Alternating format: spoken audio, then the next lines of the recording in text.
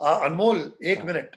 हाँ प्रवीण पाजी ने तो अपनी बात कर दी, लेकिन मैं आपको बताना चाहता हूं कि भीम का जो किरदार था, हाँ वो चोपड़ा साहब ने जब मैं उनसे जब मिला, हाँ तो मुझे देखते ही कि भैया ये 6 फुट 3 इंच लंबा और हाँ तगड़ा एक शख्स आया है, हाँ ये बच्चा।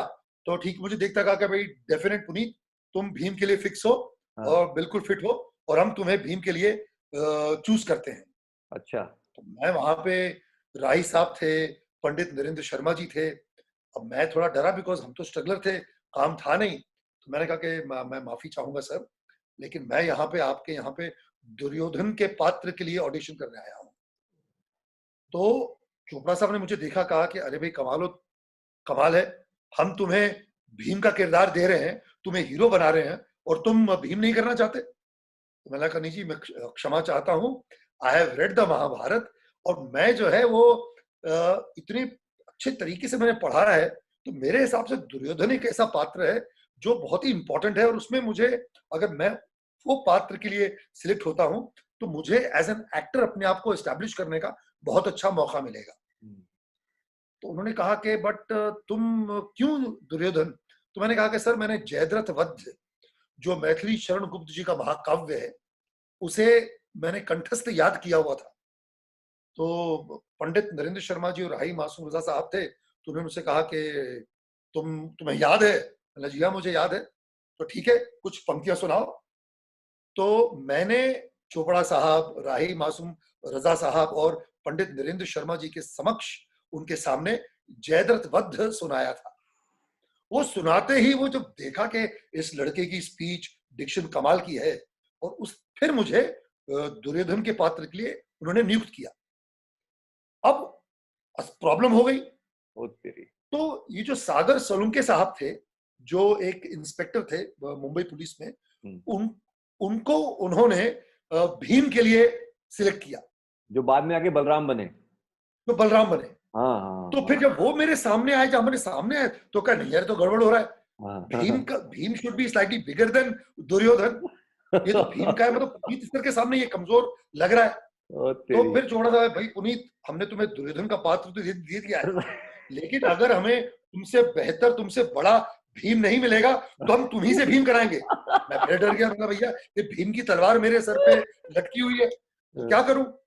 तो फिर मैंने सोचा, प्रवीण पाजी जो थे, ये हमारे एशियन गोल्ड मेडलिस्ट हैं, हमारे आदरणीय हैं, और मतलब मैं उनका बहुत बड़ा फैन था। Twice he was an Asian gold medallist.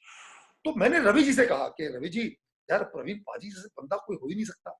मतलब आउट ऑफ दारा सिंह अगर कोई एक इमेज जो आती है, हम्म, जो एक टॉल, 6 फुट 7 इंच का कद, ओ, दैट वेट, मैंने कहा सर, प्रवीण पाजी से बेटर कोई नहीं है सर। तो सर उनको कांटेक्ट किया, जो उनको लिया जाए। फिर कैसे उन्होंने किया, और फिर प्रवीण पाजी भीम बने। मैंने शुक्र मनाया, और मेरे अंदर सर की जो भीम की जो तलवार जो लटकी हुई थी, वो उतरी।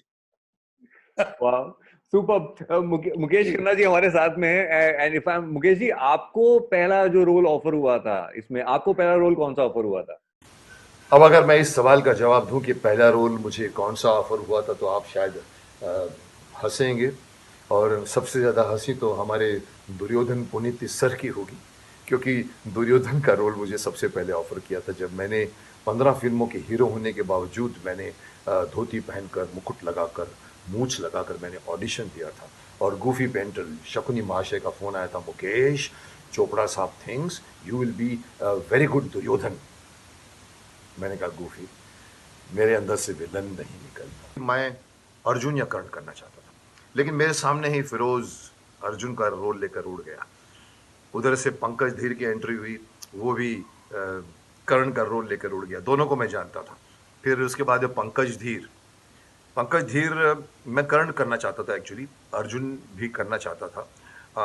पंकज धीर मुझे उस ज़माने से जानता है जब मेरी पहली फिल्म खूनी शुरू हुई थी नरेंद्र बेदी के डायरेक्शन में, और वो असिस्ट किया करते थे वहाँ पर। तो he used to be my in front of me as an assistant director. तो उसको रोल मिला, मैंने कहा ये रोल भी गया, और अल्टीमेटली मैंने द्रोणाचार्य के लिए हाँ की, बट अब डेस्टिनी में कुछ और लिखा था। मुझे याद है जब हम लोग राजा भरत के सीक्वेंस में, जहाँ पर राज बब्बर के साथ शूटिंग हुई थी, हमने फोटो सेशन किया एक सीढ़ियों पर खड़े होकर ऐसे, और साथ में मेरे राज बब्बर खड़े हुए थे।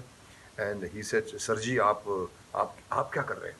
अब पता नहीं मेरे मुंह से क्यों निकला, मैंने कहा राज मैं अभी तक तो द्रोणाचार्य हूँ। I don't know why, now this is what destiny is all about. And with in 15 days Goofy ने मुझे फोन किया, मुकेश तू आजा, तेरा जरूरत है दे। मैंने कहा पागल है, अभी बच्चे पैदा होंगे, बड़े होंगे, उसके बाद भी गुरु आएगा। बोला नहीं, कोई चक्कर चल गया, तू आजा। अब पता लगा कि वही सब जानती है, आज तो अभी पूरी हिंदुस्तान जानता है शायद, कि भाई एक शख्स, एक एक्टर जो हैं हमारे इंस्टीट्यूट के ही थे, मेरे साथ भी पढ़ते थे, विजेंद्र गाडगे। भीष्म का नाम हमेशा गूफी पेंटल के ऑफिस में लिखा रहता था, भीष्मा विजेंद्र गाडगे।